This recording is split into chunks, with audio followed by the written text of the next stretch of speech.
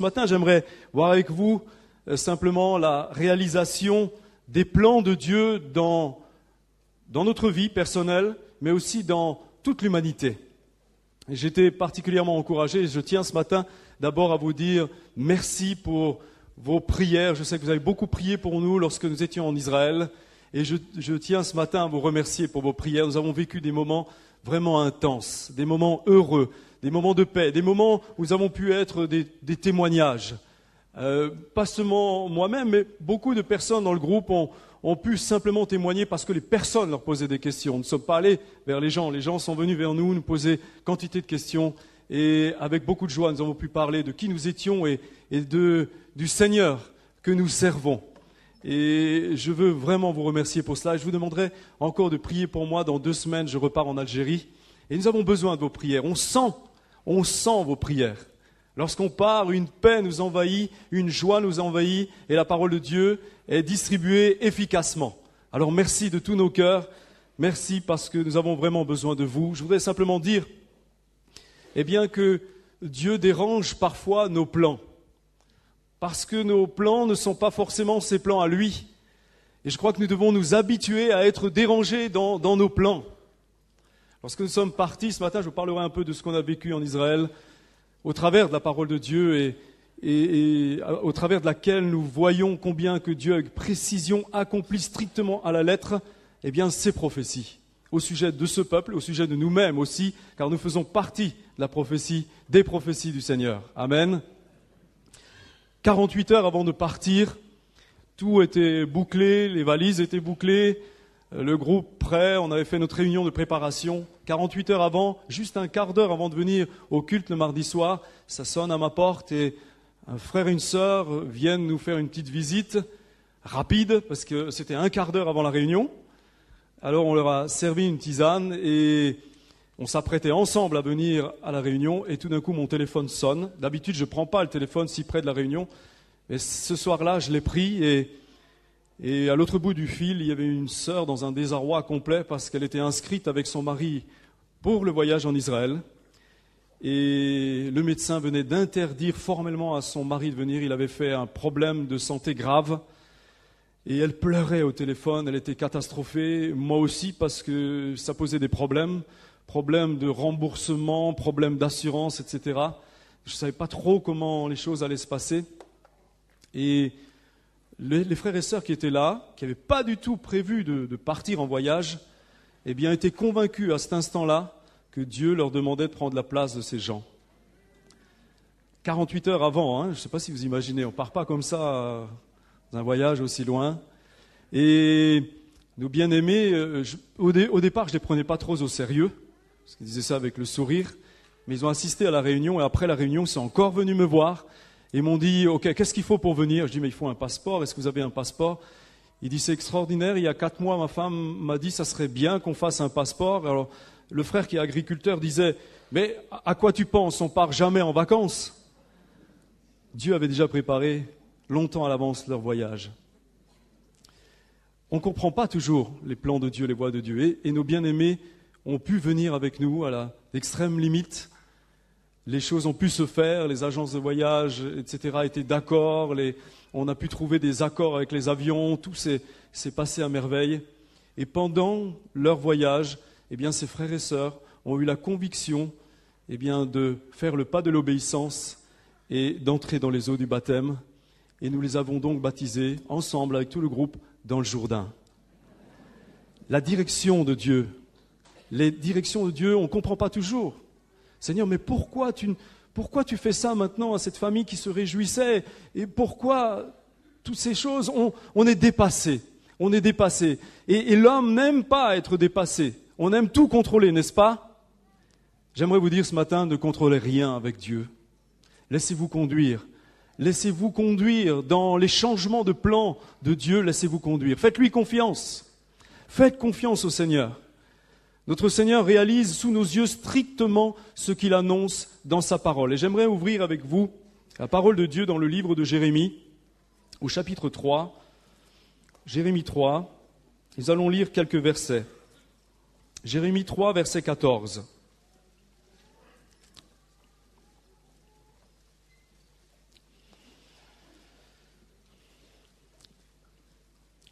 Jérémie 3, verset 14, il est écrit là, « Revenez, enfants rebelles, dit l'Éternel, car je suis votre maître.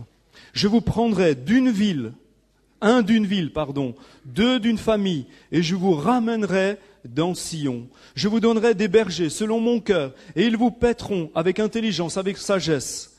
Lorsque vous aurez multiplié et fructifié dans le pays, en ces jours-là, dit l'Éternel, on ne parlera plus de l'arche de l'alliance de l'Éternel.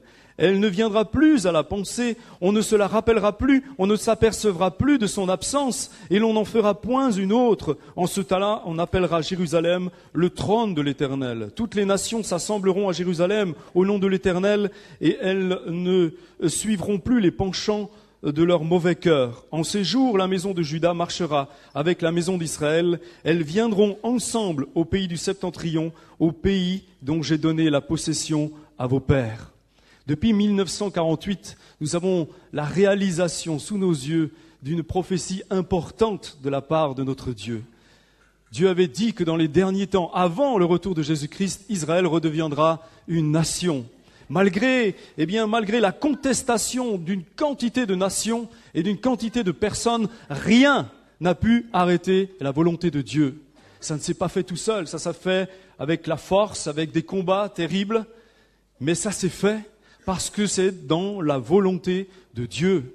Malgré la volonté inverse de l'homme, des hommes, le plan de Dieu s'est réalisé. Et comme pour attester la création de l'État d'Israël, en même temps, la même année, on a fait la découverte extraordinaire des rouleaux d'Ésaïe et d'autres rouleaux, encore les rouleaux de l'Ancien Testament, à Qumran.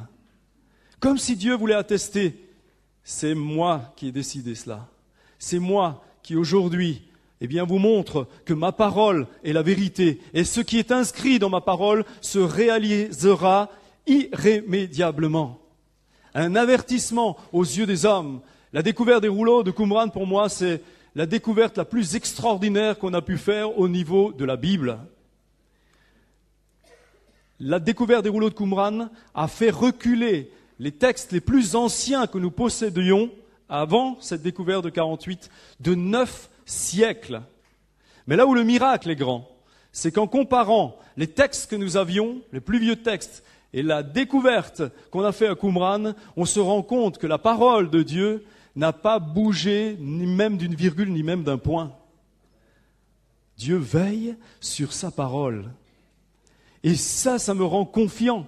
Ça me rend confiant d'une manière extraordinaire. Ça me donne une assurance et une force fantastique. Et je me dis, Seigneur, si tu veilles comme ça sur ta parole, tu veilles exactement de la même manière sur ma personne et sur moi.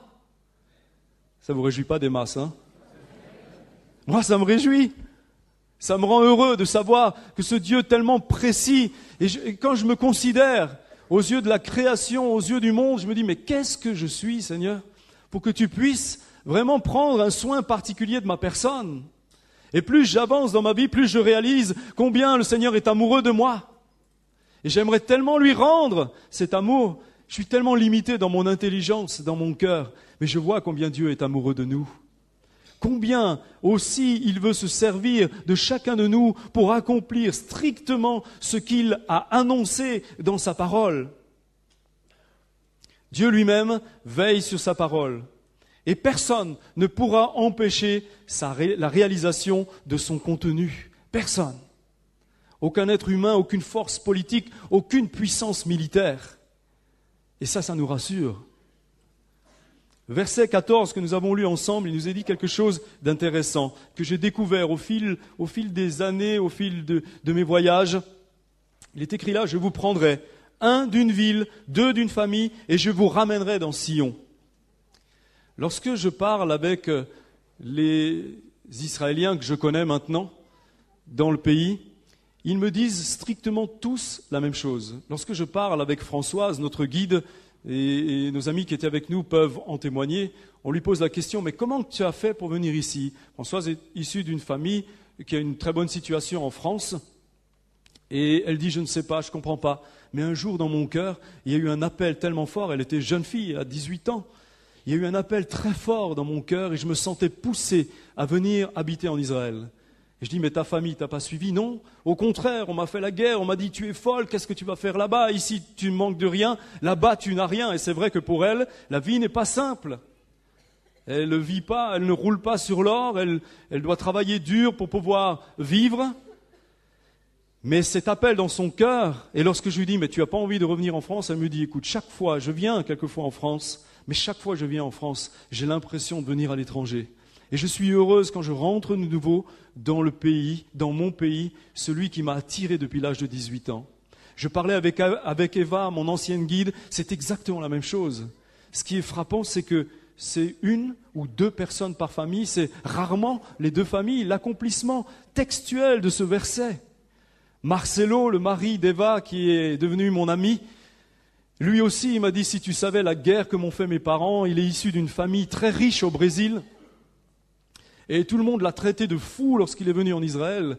Sa famille lui a fait la guerre, ils ont tout fait pour qu'il ne vienne pas. Il a dit, l'appel à l'intérieur de mon ventre, dira-t-il, était tellement fort. Personne, aucun argent, rien n'aurait pu me retenir. Rien.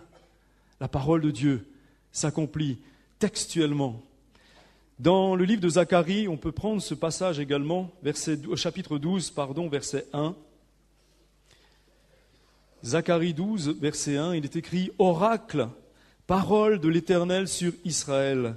Ainsi parle l'Éternel qui a étendu les cieux et fondé la terre, qui a formé l'esprit de l'homme au-dedans de lui. Voici, je ferai de Jérusalem une coupe d'étourdissement pour tous les peuples d'alentour, et aussi pour Juda, dans le siège de Jérusalem. En ce jour-là, je ferai de Jérusalem, une pierre pesante pour tous les peuples. Tous ceux qui la soulèveront seront meurtris, et toutes les nations de la terre s'assembleront contre elle. » Cette parole est criante de vérité aujourd'hui. De plus en plus, la pression augmente. Il n'y a qu'à suivre les infos, écouter les médias. On voit combien la pression augmente et combien les peuples, les uns après les autres, tournent le dos à Israël. C'est exactement ce que la parole de Dieu nous dit. Cette parole est criante de vérité aujourd'hui. Et j'ai rencontré des personnes, des juifs français. Il y en avait beaucoup cette année. On a été impressionnés, le groupe en témoignait, impressionnés par le nombre de Français qui viennent actuellement en Israël. Alors, pour beaucoup, ils viennent en visite. Et cette année, on a dénombré, en Israël, l'Office du tourisme a dénombré 180 000 visiteurs français, juifs français, visitant le pays. Mais beaucoup d'entre eux, plus de 2500 appartements se sont vendus cet été dans la région d'Eilat, 2500 appartements, tous achetés par des juifs français. Et un soir à l'hôtel, nous étions assis là, tous à table, et il y a un couple de juifs français qui sont venus s'asseoir à notre table et nous ont posé plein de questions sur qui on était, etc. Et cet homme me disait, vous voyez, pasteur, j'ai 2 hôtels à Paris et nous avons vécu à Paris toute notre vie. Mais j'ai jamais senti une telle pression comme la pression qu'on subit aujourd'hui, actuellement, dans notre pays de France. Il me disait, ça se traduit très simplement par des insultes quotidiennes. Il dit, moi, volontairement, je ne mets plus ma kippa sur la tête lorsque je sors, mais malgré ça, lorsque je suis repéré, eh bien, il n'est pas rare qu'on nous jette des œufs dessus, qu'on nous insulte, qu'on nous lance des seaux d'eau par la fenêtre. Toutes ces choses-là, on ne l'entend pas sur les médias.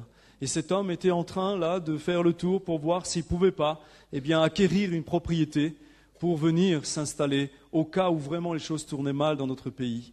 On voit combien la véracité de la parole s'accomplit devant nos yeux. Et moi, je me réjouis de voir, je ne peux pas me réjouir de la position parfois que prend notre pays. Je ne peux pas me réjouir de cela. Mais ce qui me réjouit, c'est de voir que ce que Dieu a dit s'accomplit réellement.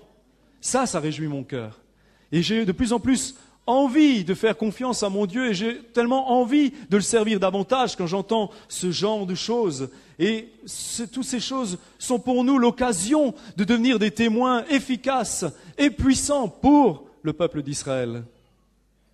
Alors, Je voudrais dire ce matin qu'il ne s'agit pas de faire de sentimentalisme envers le peuple juif, surtout pas. Écoutez plutôt ce que dit l'Écriture à leur sujet.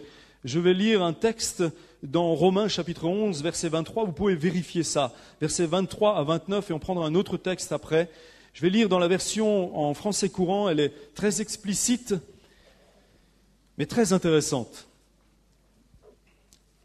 Il est écrit là, « Et si les Juifs renoncent à leur incrédulité, ils seront greffés là où ils étaient auparavant, car Dieu a le pouvoir de les greffer à nouveau. Toi, c'est de nous qu'on parle, toi, tu es la branche naturelle d'un olivier sauvage que Dieu a coupé et greffé, contrairement à l'usage naturel sur un olivier cultivé, celui que représente l'Éternel. Quant aux Juifs, ils sont les branches naturelles de cet olivier cultivé. Dieu pourra donc d'autant mieux les greffer de nouveau sur l'arbre qui est le leur. Frères, je veux vous faire connaître le plan secret de Dieu afin que vous ne preniez pas pour des sages. Une partie du peuple d'Israël restera incapable de comprendre jusqu'à ce que l'ensemble des autres peuples soient parvenus au salut. Vous vous rendez compte un peu de la portée de ces paroles ? Et c'est ainsi que tout Israël sera sauvé comme le déclare l'Écriture. Le libérateur viendra de Sion et il éliminera la révolte des descendants de Jacob. Voilà l'alliance que je ferai avec eux quand j'enlèverai leurs péchés. Si l'on considère leur refus de la bonne nouvelle, ils sont les ennemis de Dieu pour votre bien. Mais si l'on considère le choix fait par Dieu, ils sont toujours aimés à cause de leurs ancêtres, car Dieu ne reprend pas ce qu'il a donné et ne change pas d'idée à l'égard de ceux qu'il a appelés. Amen. Ce texte est très clair, explicite au niveau du peuple juif. Un autre texte très intéressant aussi que j'ai trouvé dans le deuxième livre des Corinthiens au chapitre 3, à partir du verset 7. On va lire le verset 7 et 8 et ensuite on relira à partir du verset 12. Il est écrit là, « La loi a été gravée, lettre par lettre sur des tablettes de pierre, et la gloire de Dieu a resplendi à ce moment-là. Le visage de Moïse brillait d'un tel éclat que les Israélites ne pouvaient pas fixer leur regard sur lui, et pourtant cet éclat était passager. Si la loi dont la fonction avait pour effet de mener à la mort est parue avec une telle gloire, combien plus glorieuse doit être la fonction exercée par l'Esprit. » Verset 12. C'est parce que nous avons une telle espérance que nous sommes pleins d'assurance.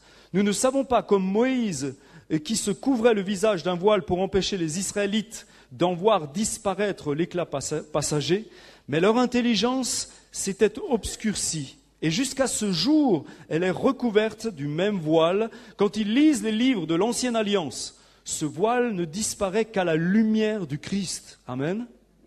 Aujourd'hui encore, chaque fois qu'ils lisent les livres de Moïse, un voile recouvre leur intelligence. Mais comme il est écrit, lorsqu'on se tourne vers le Seigneur, le voile est enlevé. Or, le mot Seigneur signifie ici l'Esprit. Et là où l'Esprit du Seigneur est présent, là est la liberté. Nous tous, le visage découvert, nous reflétons la gloire du Seigneur. Ainsi, nous sommes transformés pour être semblables au Seigneur et nous passons d'une gloire à une gloire plus grande encore. Voilà en effet ce que réalise le Seigneur qui est l'Esprit. Amen. Notre rôle de chrétien, frères et sœurs, c'est justement de faire refléter la gloire de Dieu pour le peuple d'Israël. Ils ont besoin de voir la gloire de Dieu en nous. Et je vous garantis que ça marche. Personnellement, je ne vais jamais vers un juif pour lui témoigner de Jésus-Christ. J'attends toujours que le Saint-Esprit, dont il nous est parlé là, l'envoie vers moi. Et il le fait. Des dizaines et des dizaines de témoignages on a pu donner à l'intérieur du groupe à des personnes qui venaient tout seuls vers nous, attirés. J'ai vu des gens qui n'étaient absolument pas tranquilles. Un homme, un matin, sur une des plages, alors qu'on avait pris un jour de repos, le seul jour de repos d'ailleurs qu'on avait pendant tout notre périple, cet homme est venu et il observait les gens. Je le voyais faire, Et il observait les gens du groupe et il allait de l'un à l'autre. Il posait des questions sans arrêt jusqu'à ce qu'il est venu vers moi et me dit « C'est vous le grand Manitou de ce groupe ?» Je dis « Non monsieur, faites une erreur, moi je ne suis pas un grand Manitou, je suis serviteur du Dieu vivant. » Et il m'a posé quantité de questions. Vous savez, c'est le Saint-Esprit qui travaille. c'est le Saint-Esprit qui les envoie. La parole de Dieu nous le dit clairement. Et ce n'est pas comme certains le disent aujourd'hui, le proclament aujourd'hui, nous ne sommes pas, comme on l'entend, eh bien, les remplaçants du peuple élu. C'est totalement faux, c'est une hérésie que de dire une chose pareille. Notre devoir est de les aider à enlever le voile qui est devant leurs yeux. Notre témoignage ne peut être reçu qu'avec la puissance et l'autorité du Saint-Esprit, qu'avec le reflet que nous aurons sur nos personnes, sans même parler. Vous savez, on voit la différence. Le manager de l'agence de voyage qui me fabrique tout le temps les voyages, eh bien, me dit toujours, Christian, je vois des centaines, des milliers de personnes par année, tous les ans, mais lorsque vous venez, il y a quelque chose de spécial. Toutes les portes s'ouvrent, tout va comme sur des roulettes. Je ne comprends pas des choses que je ne peux jamais avoir avec les autres. Avec vous, on les a toujours. Et ça, je lui ai dit, Gad, tu sais, ça c'est pas nous, hein. Il dit, mais si vous êtes différents. Je dis, oui, on est différents, mais ce n'est pas nos personnes qui sont différentes. C'est l'esprit qui nous anime, qui fait que tu vis ces choses-là avec nous, c'est tout. Et nous devons donc être ces témoins vivants. Vous savez, on a visité avec le groupe cette grande association Yad Sarah, pour laquelle nous faisons de la collecte de matériel médical, de lits, etc. On a déjà envoyé 4 conteneurs en Israël. Et avec le groupe, nous avons visité cet endroit. Et le directeur, qui est devenu avec le temps un ami, Shlomo, lorsque je suis arrivé avec des larmes dans les yeux, m'a serré contre lui et il m'a dit, de tout son cœur, il m'a dit merci, remercie toute ton Église pour ce que vous faites. Le dernier conteneur, lorsqu'il est arrivé, 4 heures après son arrivée au port, était complètement vide et distribué dans tout le pays, aussi bien chez les Palestiniens que chez les Israéliens. Je rappelle qu'ils travaillent pour les 2 communautés. Et on a vécu un moment extraordinaire où Dieu a utilisé, là aussi, des choses incompréhensibles pour que nous puissions être des témoins puissants pour tous ces gens qui nous observent. On était dans le couloir alors que le groupe commençait à visiter les locaux. Moi je les connaissais, alors il m'a dit reste avec moi, et j'étais avec sa secrétaire et mon épouse et on discutait. Sa petite secrétaire commençait à me poser des questions, qu'est-ce que vous faites, comment ça se fait que vous nous aidez, etc.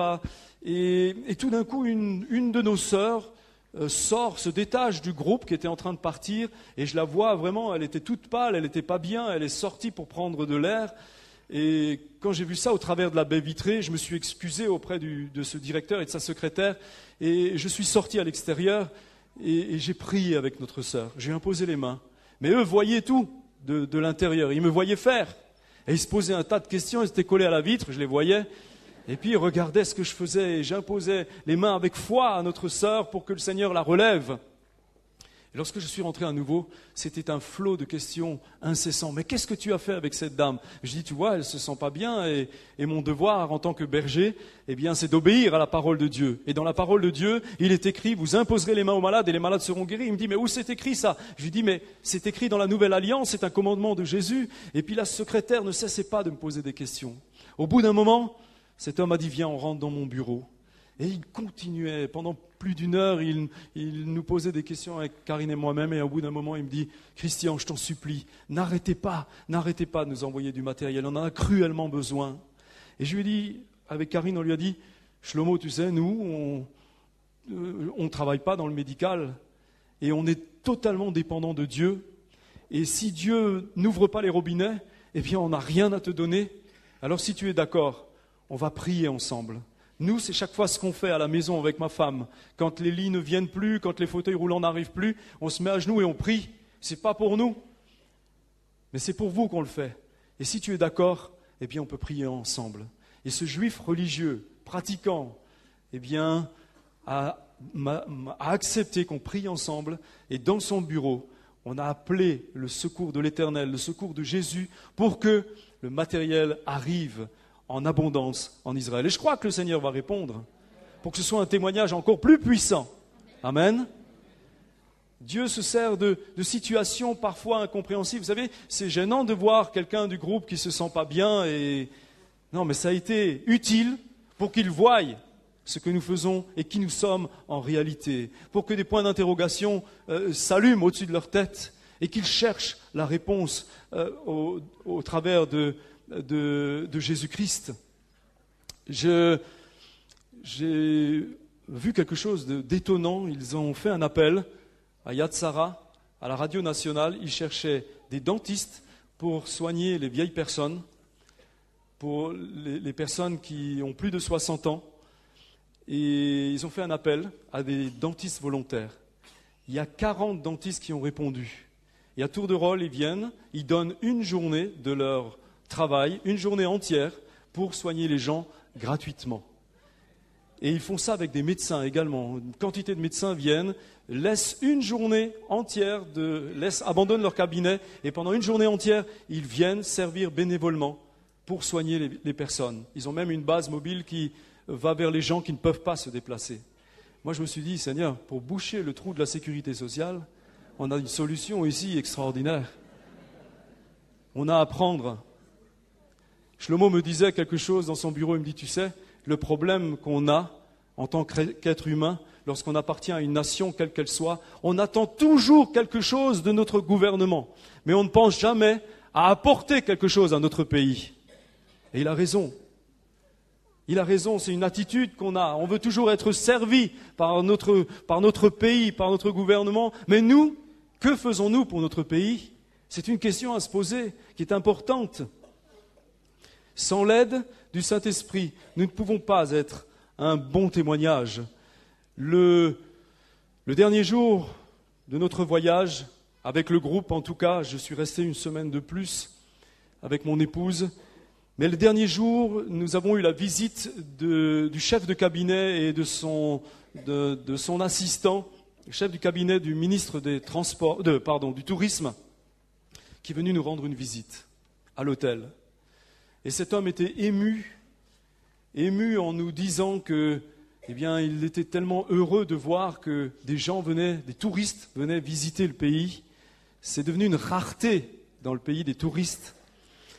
Il était tellement ému et il a dit au groupe, et le groupe en est témoin, il a dit quelque chose qui m'a interpellé. Il m'a dit, le gouvernement aujourd'hui connaît ses véritables et seuls alliés. Les seuls alliés du pays d'Israël aujourd'hui, ce sont les chrétiens évangéliques remplis du Saint-Esprit. Ce ne sont pas mes paroles, ce sont les paroles de ce représentant du gouvernement. Et ça, c'est quelque chose qui m'a frappé. Nous sommes reconnus aujourd'hui comme des gens, il dit, vous savez, on n'a pas besoin d'armes, on n'a pas besoin de quoi que ce soit. Ce qu'on a besoin, c'est de vos prières. Continuez à prier pour nous, continuez à venir nous bénir en nous visitant. Remontez-nous le moral par vos prières, vos supplications. C'était les paroles de ce monsieur Ben-Hur, il s'appelait Ben-Hur. Hein. Je ne sais pas si c'est un descendant de Ben-Hur, peut-être. Mais cet homme était bouleversé, on lui a chanté un chant, c'est avec des larmes dans les yeux qu'il nous a quittés avec son assistant ou son ami. Mais l'importance de notre témoignage est aujourd'hui connue dans tout le pays. Vous êtes connus, bien-aimés. Ils savent qu'à Mulhouse, il y a une église qui les aime, une église qui prie pour leur pays. Je suis resté un peu plus longtemps et là aussi j'ai découvert des choses très intéressantes. On ne savait pas quoi faire. Ma femme m'a dit, cette année, on va rester un peu plus longtemps en Israël. Et puis quand le groupe est parti, elle s'est mise à pleurer. Elle m'a dit, je regrette d'avoir dit ça, de t'avoir dit ça. J'étais tellement content que ce n'était pas ma décision à moi. Elle dit, mais qu'est-ce qu'on va faire maintenant tout seul? On n'a rien prévu, rien organisé. Et je lui dis, écoute, on va prier. Et puis le Seigneur va nous guider. C'est exactement ce qu'il a fait. On a passé une semaine qui a passé à une vitesse grand V, avec une direction du Saint-Esprit remarquable. Et j'ai été visiter pendant cette semaine-là notre ancienne guide Eva, qui était sur le point d'accoucher. D'ailleurs, maintenant, son enfant est né. Elle a un petit garçon, pour ceux qui connaissent Eva. Je sais que vous êtes nombreux. Il y en a plus d'une centaine qui connaissent Eva, que dis-je, plusieurs centaines qui connaissent Eva. Elle a un petit garçon, et depuis 3 jours maintenant. Et Eva me disait, on a été manger un petit quelque chose à Abou Ghosh, et il me dit, tu connais, dans ce village, il y a une église une très vieille église. Est-ce que tu connais cette église? Je lui dis non, mais je lui dis comme ça, tu sais, moi, Eva, les églises, les bâtiments, ça m'intéresse pas tellement. Elle me dit, mais tu sais, là, il y a un moine qui est particulier. Il mérite d'être connu. Et puis elle insistait. J'avais pas tellement envie vous savez, la vie monastique, moi, c'est pas mon style. Hein. Mais connaissant Eva, quand même, et puis je voulais lui faire plaisir. Je lui ai dit, allez, on va le voir, ton moine. Puis on est arrivé. Et il se trouvait que ce moine était là. Quand il a ouvert la porte, frères et sœurs, à la seconde même, je me suis rendu compte que cet homme était rempli du Saint-Esprit. Il était rayonnant de joie. Il respirait l'amour. Et très vite, on n'était que 4, très vite on a lié les amitiés. Il n'y avait pas du tout de protocole entre nous. On s'appelait frères, on s'est tutoyé tout de suite. Et je lui dis, mais Olivier, mais comment ça se fait que tu as atterri là? Il dit, mais c'est la question que je me suis posée aussi. Hein. Moi, je voulais servir le Seigneur de tout mon cœur, de toute mon âme. Et puis, il m'a envoyé ici, enfermé entre 4 murs avec quelques moines. Et je faisais du jardinage. Je me posais la question pendant des années. Je dis, Seigneur, mais moi, je veux te servir. Je n'ai pas l'impression que je suis utile à quelque chose. Et puis, eh bien, le Seigneur a répondu à sa prière. Le gouvernement a décidé de faire connaître à tous ces jeunes soldats pendant 1 semaine les différentes croyances qu'il y a dans le pays.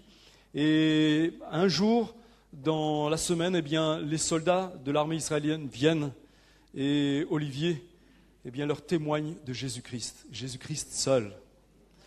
Et en quelques années, il a vu 700 000 soldats. 700 000, je ne sais pas si vous imaginez, 700 000. Il a pu témoigner à 700 000 soldats et il est aimé de ces soldats, je peux vous dire. Il nous a fait rentrer dans une pièce secrète qu'il fait voir à personne. Mais très vite, on était devenus des amis. Et Olivier souffre d'un cancer. Il nous a demandé de prier pour lui. On a prié pour lui. On va encore le faire. Et ce frère, vraiment, nous a fait voir cette pièce. Au départ, ça paraissait étrange, une pièce voûtée comme ça. Dans cette pièce, il y avait des milliers d'insignes militaires, des bérets, toutes sortes de souvenirs auxquels les soldats étaient attachés et qui lui ont fait cadeau de cela. Des hauts gradés de l'armée, des généraux même qui lui ont offert leurs épaulettes, leurs barrettes, etc. Des centaines, des milliers de témoignages d'affection, de personnes qui lui écrivaient « Merci Olivier de nous avoir fait rencontrer, fait découvrir Jésus-Christ ». Frères et sœurs, il y a un travail qui se fait dans ce pays. Et j'aimerais vraiment qu'on puisse nous rendre compte de cela. L'Éternel est à l'œuvre. Je vais faire vite, arriver à ma conclusion. Simplement, j'ai passé un temps dans le désert et j'ai rencontré là-bas un frère qui lui aussi me disait, il vivait seul avec sa femme au milieu d'une dizaine de familles très hostiles et il n'avait pas peur d'afficher sa foi. Il suscite beaucoup de questions dans son environnement. Et il me disait, tu sais, aujourd'hui, c'est un temps favorable. Beaucoup de Juifs nous écoutent parce que ça va très mal. La pression est tellement grande. Et lui, il était feu et flamme, il était réjoui. Vous savez ce qu'il me disait? Il me disait, pourvu que ça dure. Sacré kamikaze, hein? Peut-être qu'il sera parmi nous dans 2-3 semaines, là. Eh bien, il était heureux. Il me disait, tu ne peux pas savoir, les gens qui étaient hostiles envers moi, eh bien, de plus en plus, aujourd'hui, m'écoutent. Et pendant que j'étais là-bas, il avait des conversations avec ses voisins jusqu'à 2-3 heures, parfois 4 heures du matin. J'ai dit, mais quand c'est que tu dors, toi? Il dit, tu sais, le Saint-Esprit me renouvelle. Et puis, ils sont remplis de questions, il faut leur répondre. Le Saint-Esprit est à l'œuvre. Alors, en conclusion, je dirais que l'Éternel a des plans précis pour l'humanité. Et pour toi, mon frère, ma sœur. Il veut t'utiliser. Laisse-toi utiliser. Ne rouspète pas quand ça va de travers dans ta vie. Si parfois ça va de travers, dis-toi que peut-être le Seigneur veut autre chose. Veut autre chose dans ta vie. Il veut te donner une nouvelle direction.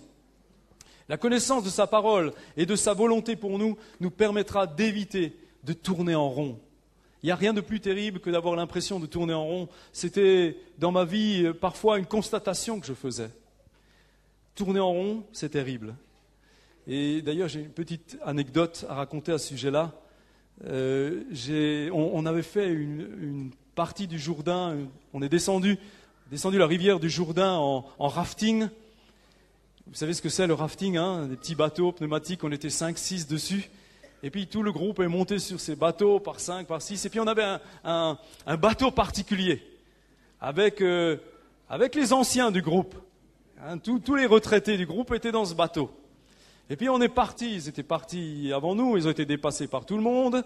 Et puis au bout d'un moment, on les a perdus de vue et avec Francis Clavry, son épouse, on s'est dit on va pas les laisser, il faut qu'on les attende. Alors on a fait demi-tour, on a essayé de ramer contre le courant. C'est pas évident. Et au bout d'un moment, on les apercevait au loin et on voyait un radeau qui faisait que de tourner en rond. Et il tapait une berge, l'autre berge, et ils avançaient pas. Alors on a décidé de les remorquer. On les a remorqués jusqu'à bon port. Et en arrivant, c'est nous qu'on est tombés dans l'eau. Hein. Comme quoi, ceux qui tournent en rond, parfois, mettent en danger les autres. Hein. Frères et sœurs, Dieu veut nous empêcher de tourner en rond. Il veut nous aider. Il veut nous sortir des situations dans lesquelles nous sommes. Et il nous faut pour ça nous appuyer concrètement, de manière concrète sur sa parole. Il veut nous donner sa sagesse. Nous avons besoin de la sagesse que le Seigneur veut donner à chacun d'entre nous. Parfois, nous agissons sans sagesse. Et Dieu veut nous donner la sagesse, l'intelligence. Au moment du témoignage, il veut nous donner sa sagesse. Et on en a besoin. Dans le désert, j'ai rencontré un homme qui connaît parfaitement le désert. Le groupe l'a vu aussi. Ils ont vu les démonstrations qu'il faisait avec les plantes du désert. C'était très intéressant. Mais à un moment, il nous parlait d'un animal qu'on trouve dans le désert, le porc-épic. Il disait, regardez, le porc-épic est un animal qui est très sage. Il raffole d'oignons, de fleurs qui viennent au printemps et il mange ces fleurs avec beaucoup d'appétit, ces oignons de fleurs. Avec beaucoup d'appétit, il gratte et puis il les déterre, il les mange. Mais avant de partir, il en laissera toujours une.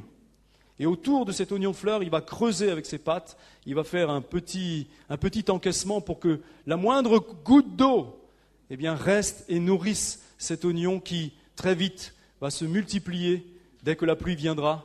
Et il aura l'assurance d'avoir de la nourriture pour lui-même ou pour un de ses collègues.